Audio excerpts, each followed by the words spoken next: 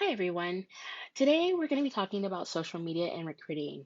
One of the reasons why I decided to include this topic in terms of, technology and um, how social media is actually impacting recruiting is because I found it very interesting, a very interesting survey online about how companies are actually using social media to recruit candidates. And I think as HR professionals, as we talk about different technologies, social media is obviously um, the technology that's going to continue for the foreseeable future. And there are definitely considerations that we need to make and things that we need to understand from both the ethical and legal and effectiveness standpoint when it comes to social media and recruiting.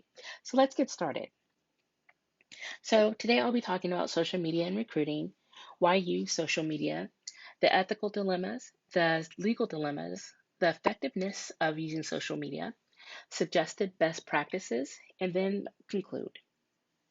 So, I found a 2018 survey done by CareerBuilder that indicated that 57% of employers found content on social media that caused them to not hire a candidate. The same survey found that 66% of employers use search engines to research candidates, and 47% of employers that can't find a candidate online are less likely to call for an interview. So one of the reasons why I found this really interesting because from a privacy standpoint, and this has been a huge topic around social media and privacy.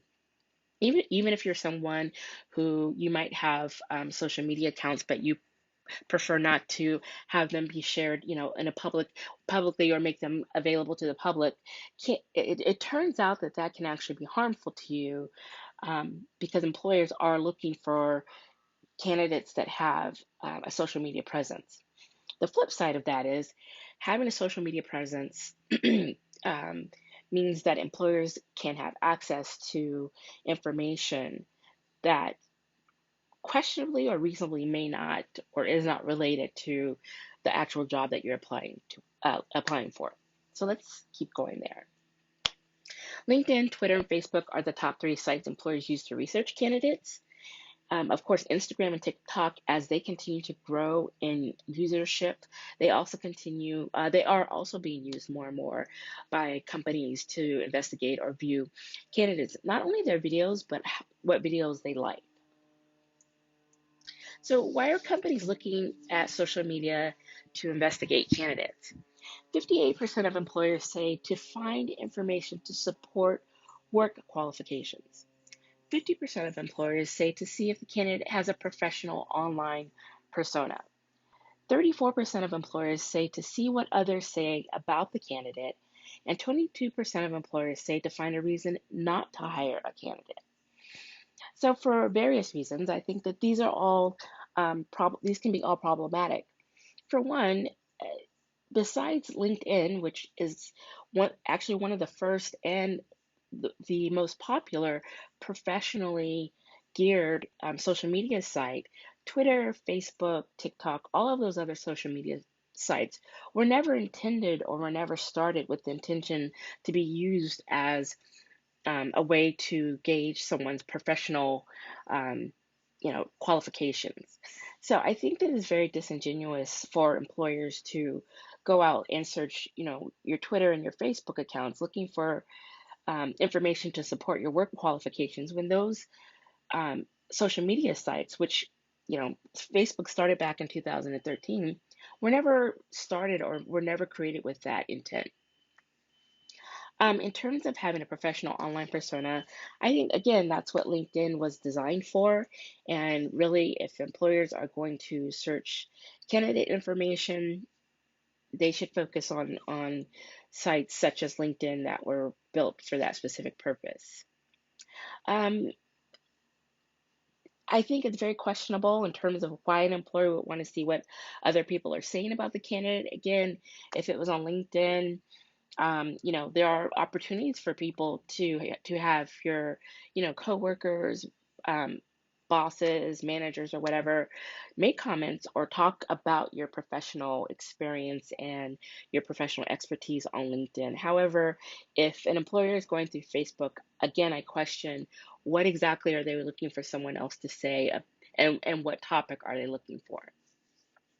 And 22% of employers looking to disqualify candidates simply based on something that they might find on social media is problematic because, and we'll talk about this going forward, because all of the information that is on social media, to the extent Facebook and Twitter, a lot of that information is protected and is basically protected by not only your right to privacy, but protected against use or discrimination um, by Title VII.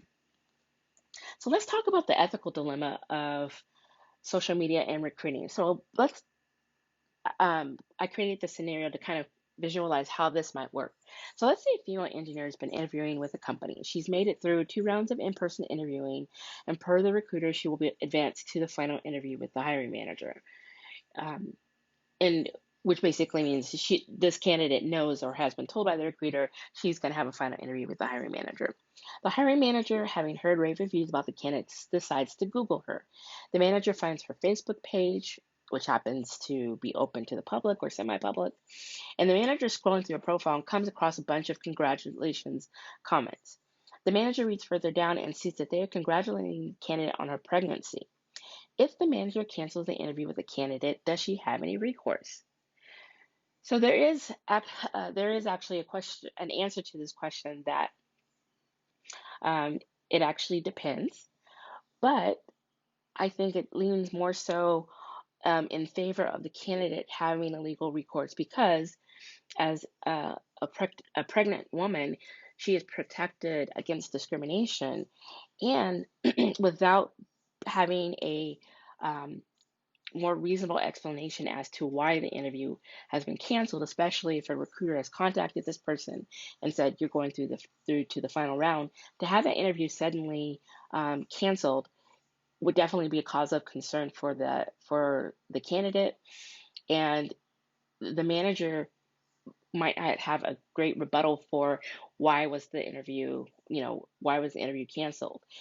And not only that, again, going back to the issue of privacy, a lot of times now we can actually set up our profiles so we can see who's viewed our our likes or our comments either on Twitter or Facebook.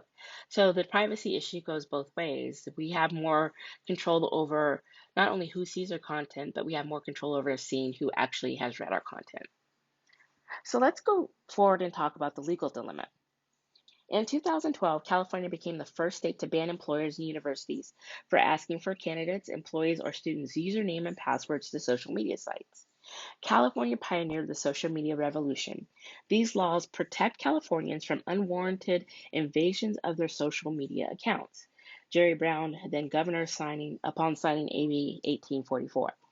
So I find this, again, this is a very interesting um, issue as it relates to social media because um, in 2012, California took the action to make it illegal. And yes, a lot of people don't know this or may not be aware, but it was very common for employers and universities to ask candidates and students and even employees for their username and password so that the employer or even a university recruiter could go in and log in as that person and be able to access all of their social media account and not just see what was available to the public, but be able to see everything.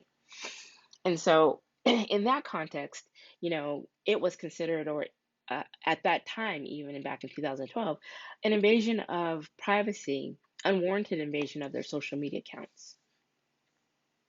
So, let's talk a little bit more about that.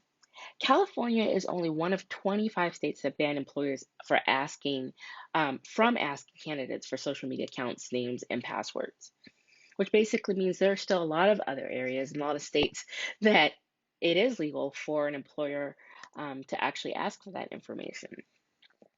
And one of the issues in regards to that protection, that as it applies to California and several other states as well, even though we have that protection here, there are no laws requiring companies to disclose if and when they research the candidate's social media accounts. And even further, there are no laws requiring companies to obtain consent from a candidate from searching those social media accounts.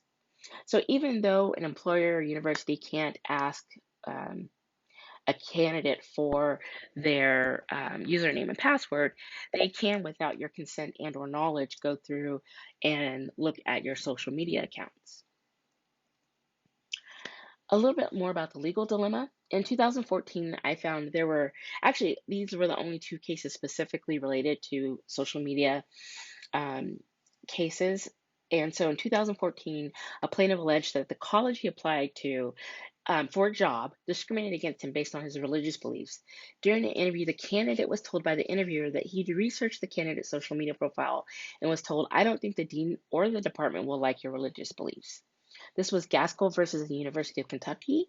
Um, because the case information only went up to a certain point, I found an article later stating that the university and the plaintiff settled for an undisclosed amount.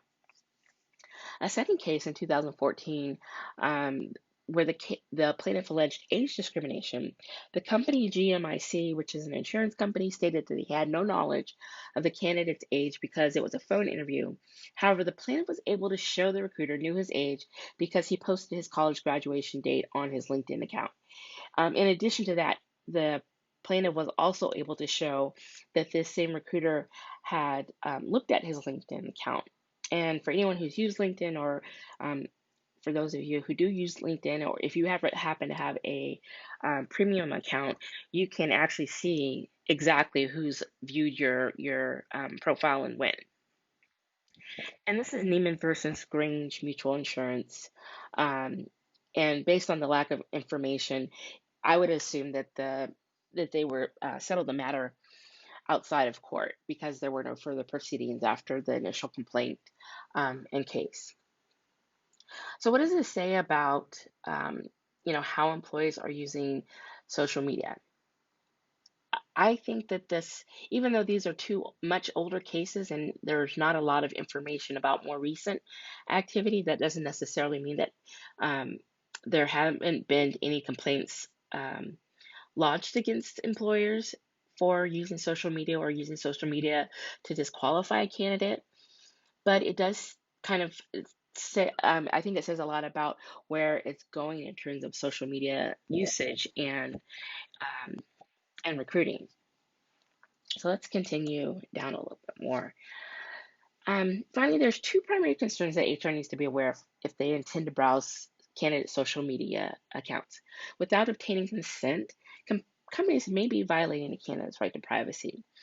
And again, the reason why I say this is because um, in a social media or on a social media account, information that is not required to be disclosed, or information that is protected for a candidate, can be disclosed or shown on social media. Again, we're talking about race, religion, ethnicity, pregnancy status, sexual orientation, gender identity, all of those things that we can, as candidates, voluntarily um, disclose to an employer. If you have a public profile and that information is out there, there's really no way to know whether or not an employer has used that information to disqualify you for a job. But it also obviously exposes the employer automatically to that information, and therefore they can't. There's no recourse for a company to say that they didn't know that a candidate was about their sexual orientation, and that they didn't use that information to disqualify a candidate. So it's a very slippery slope when it comes to using social media research to look up candidate information. The other issue around or concerns for HR is unauthorized use of information found on social media can backfire and really hurt the company.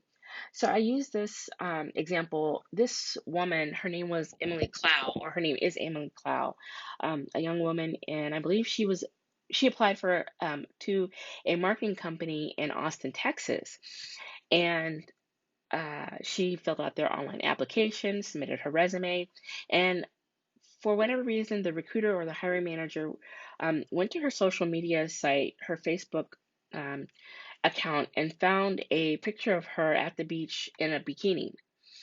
And the company used this picture, they actually posted it on their website and used it to publicly shame this candidate. Uh, oh, okay, I'm sorry. It was a picture that they had from Instagram, but the company used her picture on their website to say, if if you have pictures like this, then don't bother um, applying to our company. However, again, this was all done without the knowledge or prior consent of um, of the candidate of Emily Clow. And once she found out that her picture was being used by the company to not only shame her, but um, be a warning to other potential candidates, she requested several times that the company actually remove her picture. And when they refused, they refused to actually remove her picture. And now the company is facing a lawsuit because they would not take it down.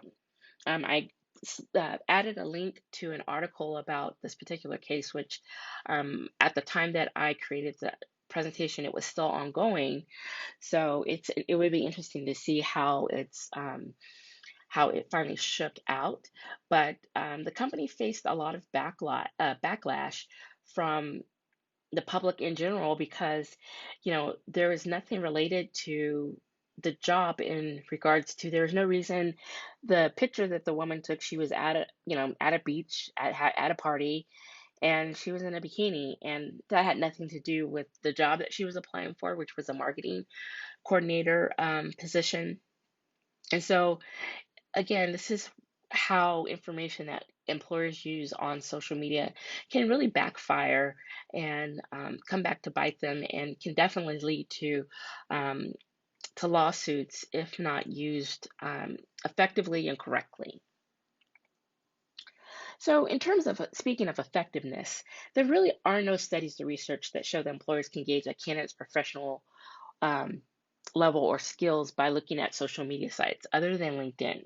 Again, LinkedIn is the largest professional social media site in the world, and it was created for that distinct purpose so that people could go online and talk about their work experience, their job experience, as well as get references from, again, coworkers, employers, managers, um, from whomever. So, other than using LinkedIn, it still doesn't really make a lot of sense to me why companies would take the risk and use other social media websites to do research on candidates. There's also the issue of false identity. How can an employer verify the social media sites belong to the correct candidate? Um, Without, having in the US, we're not required to attach pictures to our resumes, as some countries are, where it's common in other countries. And so, if you have two people with the same name, or you just have the name of a candidate, if you go on and do a search on Facebook for their name, and you might find, you know, an account with all of this radical, or even someone who's spouting violent tendencies, or making comments of a violent nature, you have no idea of whether or not you're looking at the right person. So it's very hard to verify who someone is just based on a name when you're looking at a social media site. There's also the issue of inaccurate information. How can an employer verify information um, posted on social media is correct? How do you know that they did not have, that a candidate didn't have their account hacked, or that, again, the information is even belongs to them? Because a lot of times we might have posts that someone else, or we might have links to posts that someone else posted, and it becomes very difficult to be able to kind of peel back and see who the originator of that information, or that post, or that link uh, even is. So there's no way to really gauge the accuracy of information when it comes to social media accounts. And then there's an issue of impermissible subject matter. And this is what I was talking to in terms of, there's information pertaining to the candidate being a member of a protected class. And so that really needs to be considered as well. But I think these are all really good reasons to question whether or not using social media is the most effective way to do research on a candidate. Now, there are some best practices on how to avoid and mitigate risk in using social media to research candidates. Conduct in-person interviews prior to viewing social media. Obtain written consent. Have someone who is not a decision maker conduct the social media search. In other words, it should not be a recruiter. Excuse me. In other words, it should not be a recruiter or a the hiring manager. It needs to be someone who is outside of the decision making process. There are even third parties that offer social media sites or research as part of their background checks. Use a standardized form for all applicants when conducting the social media search. Make sure that you're looking at the same thing for every single candidate and focus on the candidate's posts. Again, looking at or relying on posts that something that someone else posted about a candidate does not really do you does not do the company any good in regards to whether or not it's accurate, reliable, or even um, related to that actual person. And keep a detailed record of the social media search. Search all candidates or none at all. Draft narrowly defined specific guidelines for employees using social media to research candidates.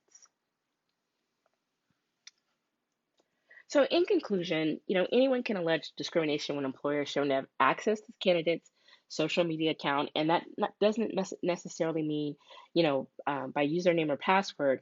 If you are, if even you with LinkedIn, you can see who has actually viewed your profile, and with other websites, you can do that as well. You can see, who's visited you, and if you're able to do that, or if a candidate is able to show that, it's very hard for a company to disprove prove information used from social media wasn't used in the hiring process. Companies have almost no defense against discrimination in accessing social media sites because the courts have consistently said once the information is known, it can't be unknown. So even if an employer says the reason why we did not hire this candidate was because there was a comment, a racially discriminatory comment, um, that person might also be a member of a protected class, and that could also be the reason. And the company cannot say that they didn't know that they didn't know that the candidate was a member of a protected class. So the bottom line is, as HR professionals, we really need to weigh the risk and benefits of using social media to research candidates. Thank you.